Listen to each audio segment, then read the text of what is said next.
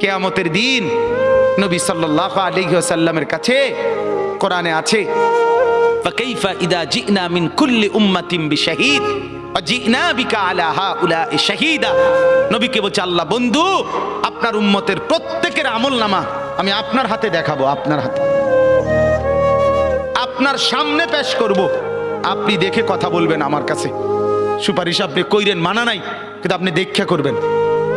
রাসূলুল্লাহ সাল্লাল্লাহু আলাইহি ওয়াসাল্লাম যদি হাসরের ময়দানে এরকম আমলনামা খুলে উল্টায় আর পৃষ্ঠার পর পৃষ্ঠা দেখে ফজর নাই, জোহর নাই, আসর নাই, মাগরিব নাই, ঈশা নাই, শনিবার রবিবার, মদ জুয়া, অবৈধ উপার্জন, গান বাদ্য, নাটক, সিনেমা, জিনা, ব্যভিচার, বেহায়া, বেপর্দা সব উল্টায়। আল্লাহর নবী সাল্লাল্লাহু আলাইহি সাল্লাম তখন বলবে, উম্মত কি এটা? উম্মত আমার 23 বছরের এত চোখের পানির কথা একবারও মনে হয় নাই? কি আনছো এটা আমারে? উম্মত তুমি জানো না আমি যে তায়েফের পাথরের আঘাতে পুরা পিঠ চালনির মতো ঝাঁঝরা বানায় ফেলছে আমার? শোনো নাই তুমি? আমারে যে উহুদের ময়দানে দান দান শহীদ করে রক্তাক্ত করছে, তুমি শোনো নাই? আমি যে 14 দিন পেটে ক্ষুধার তাড়নায় পাথর বাঁধছিলাম, উম্মত তোমার মনে নাই?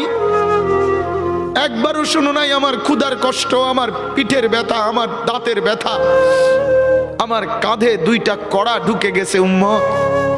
আমার ঘরে 3 মাস আল্লাহর নবীর স্ত্রী আয়েশা বলছে, আল্লাহর কসম উম্মত, নবীর স্ত্রী বলছে 3 মাস 3টা চাঁদ উঠছে ডুবছে, রাআইনা হিলালান সুম্মা হিলালান সুম্মা হিলালান, 3 চাঁদ 3 মাসে নবীর 9 জন বিবির কারো ঘরে আম্মা জান আয়েশা বলে 1 ফোঁটা চুলায় আগুন জ্বলে নাই।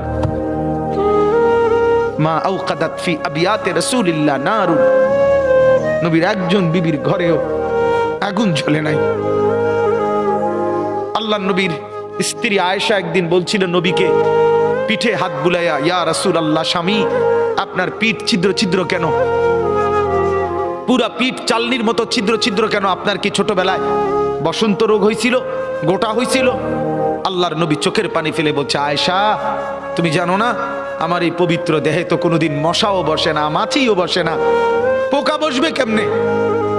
আমার পবিত্র দেহে তো হাঁটলে মেশকের গ্রান বের হয়, আমার পেশাব পায়খানাও তো কোনোদিন জমিনের উপরে 1 সেকেন্ড থাকে না, মাটি ফাঁক করে ভেতরে নিয়ে যায়, সেই আমার গায়ে গোটা হবে কেন? আয়েশা এগুলো আমার তায়েফের পাথরের আঘাতের রক্তের দাগ।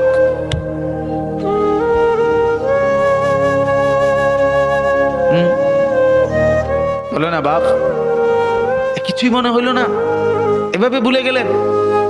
ভুলে গেলেন রাসূলুল্লাহ সাল্লাল্লাহু আলাইহি সাল্লামকে একবারও মনে হলো না? আল্লাহকে ভালোবাসেন, নবীকে ভালোবাসেন, আখিরাত চিনেন?